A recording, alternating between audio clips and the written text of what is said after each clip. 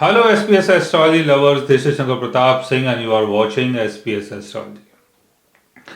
Guys, आज मैं आपको बताने वाला हूं जुड़वा संतान के बारे में। यानी हमारे कुछ भाई ऐसे भी हैं जिनके घर में बच्चे तो हुए हैं लेकिन जुड़वा पैदा हुए, और कई बार तो दो के साथ 3, 4, 5, 6, 7 भी हो जाते हैं। तो ऐसा कौन सा योग हमारे बर्थ चार्ट में बनता है जिसके कारण ये सारी चीजें होती हैं कि जुड़वा संतान होती है। और इसमें सबसे बड़ी बात यह है कि आज की दुनिया में एक बच्चे की परवरिश करना ही बहुत बड़ी बात है, लेकिन जब 2, 3, 4 बच्चे एक साथ हो जाते हैं तो बचपन में उनकी केयर करना, उनको संभालना, उनकी देखभाल करना, बहुत सारी ऐसी चीज़ें हैं जो हमें मैनेज करनी पड़ती हैं। तो समझने की कोशिश करते हैं कि आपके बर्थ चार्ट में ऐसा कौन सा योग बनता है जिसके कारण ऐसा होता है कि जुड़वा संतान हमारे घर में होती है। अगर हम संतान की बात कर रहे हैं तो उसके लिए हमें कुंडली के पंचम भाव को समझना होगा। पंचम भाव पहली संतान, सप्तम भाव दूसरी संतान और नवम भाव यानी तीसरी संतान और 11th हाउस यानी चौथी संतान।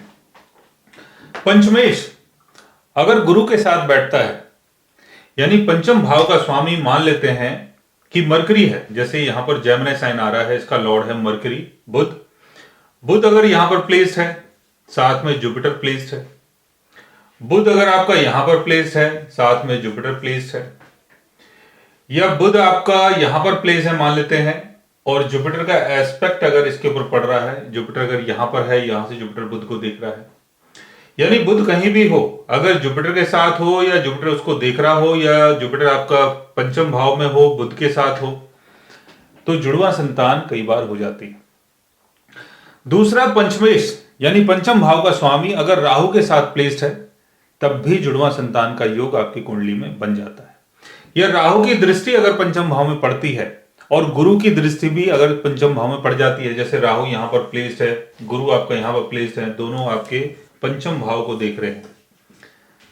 और अगर पंचम भाव को नहीं देख रहे हैं तो पंचमेश को देख रहे हैं। मान लेते हैं कि पंचमेश जो मरकरी आपका यहां पर है और राहु आपका यहां पर प्लेस्ड है, गुरु आपका यहां पर प्लेस्ड है, यहां से गुरु और राहु की दृष्टि पंचम भाव के स्वामी के ऊपर पड़ रही है यानी 5th हाउस के लॉर्ड के ऊपर पड़ रही है, तब भी ऐसी चीजें हो जाती हैं।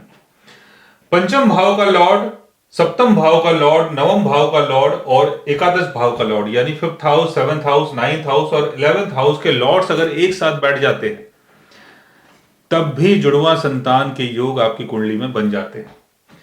पंचमेश और सप्तमेश अगर दोनों एक्सचेंज होकर बैठते हैं यानी पंचम भाव का स्वामी सप्तम भाव में हो, सप्तम भाव का स्वामी पंचम भाव में हो, तब भी जुड़वा संतान के योग आपकी कुंडली में बन जाते हैं।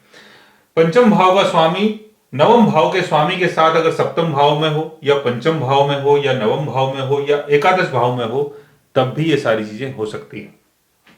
7th house, 5th house, 9th house और 11th हाउस के लॉर्ड्स अगर एक साथ बैठते हैं और 11th हाउस में बैठते हैं या राहु या जुपिटर के साथ प्लेस्ड होते हैं या राहु और जुपिटर का एस्पेक्ट अगर उनके ऊपर पड़ जाता है तो 2 से ज्यादा संतान हो सकती है। यानी 3 भी हो सकती है, 4 भी हो सकती है, 5 भी हो सकती है और 10, 11 भी हो सकती है। तो यहां समझने वाली बात यह है कि पंचम भाव यानी पहली संतान, सप्तम भाव यानी दूसरी संतान, नवम भाव यानी तीसरी संतान, 11th हाउस यानी चौथी संतान, अगर इनके लॉर्ड्स एक साथ आपस में बैठते हैं और उनके ऊपर राहु का या गुरु का एस्पेक्ट पड़ता है तो 1 से ज्यादा संतान हो सकती है।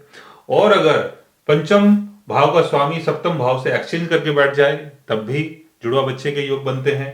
या पंचम भाव का स्वामी नवम भाव के लॉर्ड के साथ अगर एक्सचेंज होकर बैठता है तब भी जुड़वा बच्चे के योग बनते हैं। या पंचम भाव का स्वामी एकादश भाव के लॉर्ड के साथ अगर एक्सचेंज कर लेता है तब भी जुड़वा बच्चे के योग आपकी कुंडली में बन जाते हैं। तो इस तरीके से आप समझ सकते हो कि आपकी कुंडली में जुड़वा बच्चे के योग कैसे बनते हैं। यानी अगर आपकी संतान हुई है और वो 1 से अधिक है, ज्यादा है, तो ऐसा कौन सा योग था आपकी कुंडली में जिसके कारण ये सारी चीजें हुई। सो गाइस, आज मैंने आपको बताया एक ऐसे योग के बारे में जिसके कारण आप जुड़वा संतान के माँ बाप बनते हैं। अगर आप भी जानना चाहते हैं किसी ऐसे योग के बारे में तो उसके लिए आप हमारे चैनल को सब्सक्राइब कर सकते हैं। और अगर आप हमसे बात करना चाहें, कंसल्ट करना चाहें, पर्सनली हमसे मिलना चाहें तो आप हमारी वेबसाइट के थ्रू, हमारे ऐप के थ्रू हमसे मिल भी सकते हैं, बात भी कर सकते हैं और गाइस आप हमसे कंसल्ट भी कर सकते हैं। So guys, take care, love you all and good.